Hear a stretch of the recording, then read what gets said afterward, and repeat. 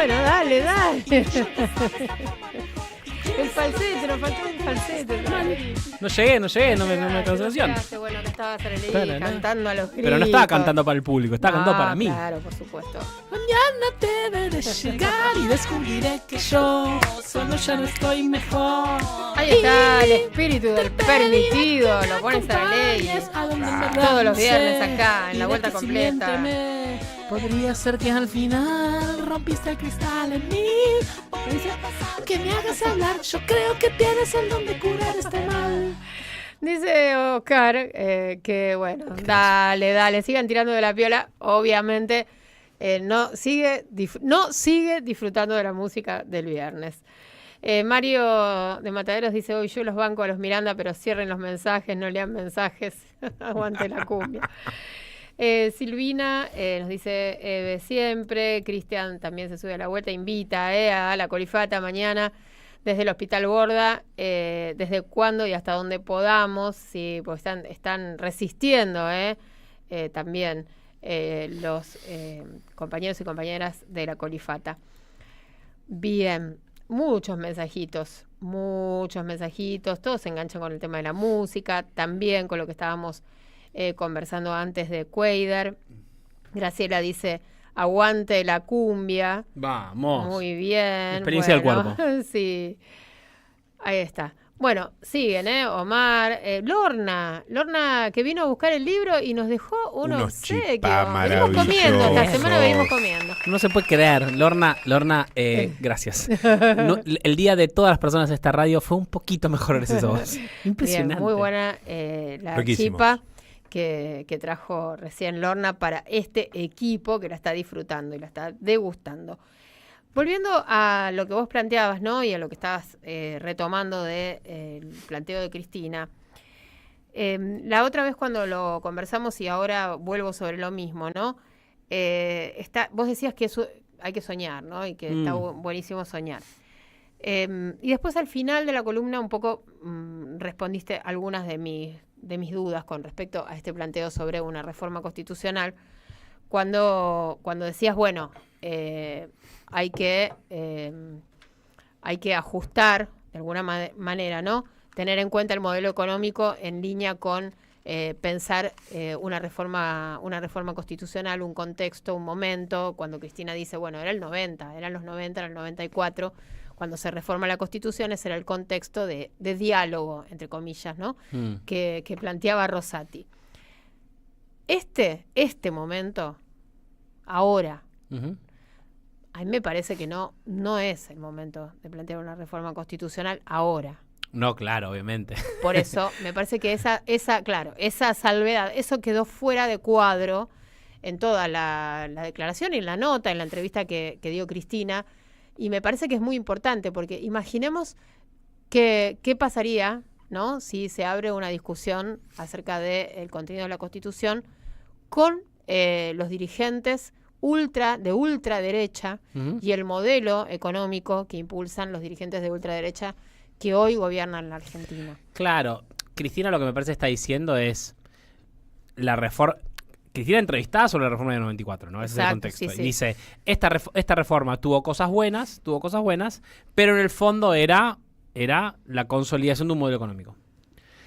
Y Cristina dice, las reformas que se hicieron en el 94 fueron en gran medida perjudiciales, ¿no? Sobre todo cuando pensamos en esas cosas, el Consejo de Magistratura, la autonomía de la Ciudad de Buenos Aires, el jefe de gabinete, que buscaron atenuar el presidencialismo. Tenemos un país que sigue siendo fuertemente presidencialista en la política, pero con un presidente debilitado ante los otros poderes extraconstitucionales. Para mí lo que Cristina está diciendo es las condiciones para que se pueda juntar una mayoría para reformar una constitución son imposibles de prever. Digamos, es un proceso que se construye. Cristina está pensando en una reforma constitucional en contra de este modelo económico, no pactando con este modelo económico, ¿no? Eso es Cristina muy relevante en el marco de esta discusión. Cristina está, porque aparte en un momento, viste, el periodista le dice, bueno, pero entonces, ¿qué está pensando en pactar con Milei? Para una constitución. No, Cristina dice, no, déjense de joder, si lo que pactan con Milei son todos los otros, que se escandalizan con Milei porque pacta conmigo, no se escandalizan conmigo porque pacto con Milei. Si uno mira los medios hegemónicos, el proto, ¿qué se escandalizaban con? Que Milei pactaba con el kirchnerismo, no que el kirchnerismo pactara con Milei, ¿no? Era cómo te vas a juntar con el kirchnerismo, venía a juntarte con nosotros, es casi el mensaje del macrismo, del radicalismo. Lo que sí me parece es que el peronismo tiene que tener claro a dónde va y para qué. Y tiene que animarse a pensar que las herramientas vienen después. Creo que es eso, ¿no? Creo que el debate sobre la Constitución es tener claro cuál es el norte. Después, y no más que eso. Sacarse el tabú. No más que eso. Lo importante es sacarse el tabú de que hay cosas que no se pueden hacer, ¿no? Porque la ultraderecha nos demostró, y esto volviendo a la idea de la batalla cultural que charlábamos el lunes, la ultraderecha te demostró que se pueden cambiar las condiciones de posibilidad, que lo que es posible e imposible en una época cambia y que uno lo puede cambiar. Eso en la ciencia política se llama la ventana de Overton, alguna vez lo hablamos, un politólogo norteamericano que en la década del 70 dijo, la ventana de Overton le dice es una apertura sobre lo que una sociedad considera posible o imposible. Y eso se mueve, ¿no? Se mueve siempre entre lo que es política real, realidad efectiva, y lo que va volviéndose posible pero improbable, marginal, y lo que está por fuera, lo que no se puede decir, ¿no? Perón lo hizo también, y lo hizo el propio kirchnerismo en su momento, abrir esa ventana y abrir un montón de discusiones que antes no eran posibles. Muchos creíamos, durante el macrismo, que figuras como Milei y Esper, que nacieron en el macrismo, ¿no? Obviamente después se potenciaron en la pandemia, el planteo de Valeria y Croce sobre el shock pandémico, pero Espert y Milei durante el gobierno de Macri, ¿para qué servían? Servían para correr por derecha Macri, digamos, ¿no? Eso para correr la ventana de Overton, ¿no?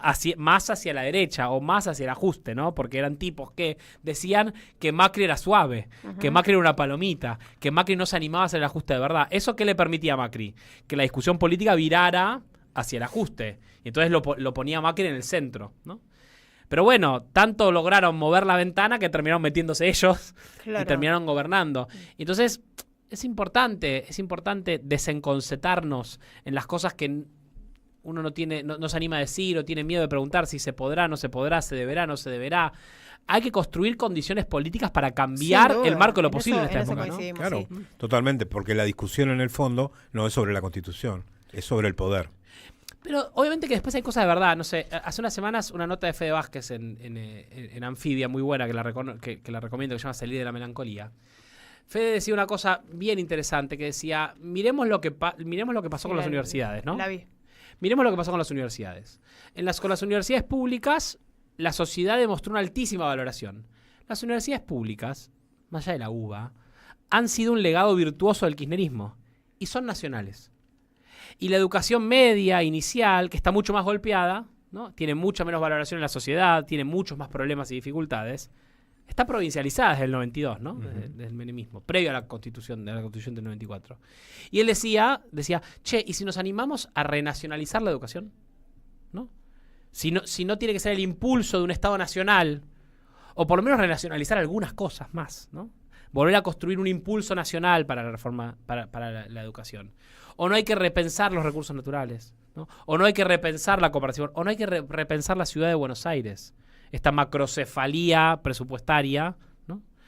Bueno, por eso no hay que dejarse encorsetar por la idea de la Constitución. Si hay que renacionalizar la educación, por decir una que decía Fede en una columna que me pareció muy interesante en ese sentido, si hay que renacionalizar, y eso significa cambiar la Constitución, y bueno, significa cambiar la Constitución. Ahora, también hay que pensar qué tipo de poder político vamos a construir para los próximos 20, 30 años, para enfrentar a las grandes tecnológicas, al cambio económico. Bueno, todo eso hay que animarse, eso digo. Es eso. Bueno, la sí, discusión sobre el poder y la discusión sobre las políticas de alianzas. Claro. Exactamente. Bueno, y el tema después, el otro asunto que me genera dudas, es el tema de la eliminación de la elección de medio término, lo que es alguna suerte de... Vos lo decías recién, bueno... Charlémoslo, está bueno. Claro, porque el presidente queda desprotegido frente a los otros poderes o queda en una... Y en realidad y ha funcionado como plebiscitaria en muchas ocasiones la elección de medio término. Nosotros las perdemos siempre. Bueno, en general todos los oficialismos pierden las elecciones de medio término. Es casi una constante. La excepción es lo contrario. Por lo tanto, también sirve para hacer un buen gobierno tener por delante esa cita electoral. ¿Y qué pasaría si Milei no tuviera elección de medio término en esta Argentina, con un presidente que le da la espalda al Congreso de la Nación, con un presidente que de pronto, lo estamos viendo como avasalla o intenta avasallar el poder legislativo, construyendo minorías? Bueno, tiene esas herramientas, existen, de hecho, hemos discutido sobre los 2 tercios, hemos discutido sobre los mecanismos, cuándo era válido y cuándo era no, pero bueno, eso también a mí me plantea ciertas preguntas. ¿Te hago un contrapunto cortito con eso? Sí, dale. Si Milei, si no hubiera elecciones intermedias en esto, obviamente que uno quiere elecciones intermedias el año que viene, porque uno quiere tratar de derrotar el programa de ajuste en las urnas, ¿no? O sea, obviamente que hay que pensarlo en función del diseño del poder político, no en una coyuntura, ¿no? Que son las discusiones de la Constitución del 94. Si uno está redactando por una coyuntura, está redactando para una época. Exacto. Porque una Constitución nunca es eterna, es una época, es para una época. Bueno, suponte que no hubiera elecciones intermedias en la Argentina en 2025, ¿no? Los diputados y senadores tendrían mandatos más largos, o sea, no revalidarían, ¿no? Sino que irían los diputados y senadores al mismo ritmo que el presidente de la Nación, ¿no? El Congreso tendría más poder, no menos, si no hubiera elecciones intermedias, porque los mandatos serían más sólidos, porque el Congreso no estaría corriendo atrás del ciclo electoral. La política no estaría corriendo atrás del ciclo electoral todo el tiempo buscando seducir al electorado con el marketing, las promesas de campaña, y dedicándose a gobernar. Y dedicando a construir poder. La hiperexposición del poder político a las elecciones, que creo que esto es una interpretación que creo yo hago de lo que plantea Cristina. La hiperexposición del poder político a las elecciones también hay que mirarla con la nula exposición del poder judicial por un lado y de los poderes económicos al escrutinio público. Entonces hay que equilibrar un poco. Sobreexponemos al poder político, lo terminamos debilitando. Fíjate lo que va a pasar el año que viene con la boleta única de papel. Fíjate lo que pasó en Santa Fe con la boleta única de papel. Cómo se desmoronó ese sistema político electoral. Una provincia tomada por el narcotráfico, estoy generalizando, pero una provincia que no tiene reelección de sus gobernadores. Que elige por boleta única de papel, o sea que tiene legislaturas hiperfragmentadas, con un poder político que se somete de forma muy expuesta al permanente escrutinio electoral, sin partidos políticos fuertes, con solamente figuras mediáticas. Hay que simplemente pensar en Miguel del Cel, Amalia Granata, Carolina Lozada. Mirá todas las figuras mediáticas que fueron dirigentes políticos relevantes en Santa Fe en el último tiempo. Y entonces lo tomaron otros poderes. Porque el poder político no se animó a ser firme y sólido. Bueno, ahora Santa Fe está en un proceso de reforma constitucional. También para mirar... lo comentamos también la semana pasada, ¿no? También hay que mirar todas las provincias que han reformado sus constituciones. Estamos pensando igual, tampoco estoy convencido, ¿no? Pero estamos pensando. Yo coincido en una cosa básica que decía Manu, y es que vos no podés pensar reformas de ese carácter, ni constitucional, ni de los sistemas electorales, basándote en una coyuntura. Sino tenés que pensar en situaciones de más largo plazo. Y lo que lleva este eleccionismo constante es a una campaña electoral constante, lo que hace que siempre lo urgente se anticipe a lo importante. Total. Es decir, es muy difícil en un país donde tenés elecciones cada 2 años y que encima las elecciones de medio término ni siquiera responden a un modelo nacional porque son elecciones provinciales, en realidad, poder planificar un país a largo plazo cuando vos sabés que tenés que estar dando examen cada 24 meses. Y también entonces, no es, para mí no es conveniente, no favorece, porque además ni siquiera tengo claro que actúe como factor plebiscitario, porque como son elecciones provincializadas, no son elecciones nacionales, es decir, vos no estás votando en una circunscripción única a nivel nacional una lista de senadores, por decirlo de alguna manera. Total. Sino que estás votando provincias, acuerdos que se realizan en las provincias, incluso entre tipos que se estuvieron matando hasta hace 15 días antes, que votaron distinto en el Congreso un montón de cosas, pero porque la coyuntura provincial les conviene, terminan armando, si el sistema electoral lo permite, un sublema, si no se ponen de acuerdo, arman una lista y se termina armando ahí una mezcolanza que cuando vas a ver el resultado, siempre termina siendo sacado medio de las patas quién ganó o quién perdió las elecciones de medio término, salvo los partidos que tienen representación en todo el país, que es más fácil evaluar sus resultados. Entonces, para mí es una buena idea sacar las elecciones de medio término, porque no aportan a la calidad democrática, no aportan a la construcción de proyectos políticos de largo plazo, proyectos de país de largo plazo, y te obligan a estar todo el tiempo pensando en cómo sostengo mi banca, cómo sostengo mi espacio, y no en cómo hago para que el país logre determinados acuerdos que le permitan políticas de Estado que superen, por lo menos en términos básicos, la coyuntura de lo cotidiano, de lo que va a pasar mañana. Total. Somos Radio AM530. Tapa, lavá, tirá, girá. Que el mosquito del dengue no se críe en casa.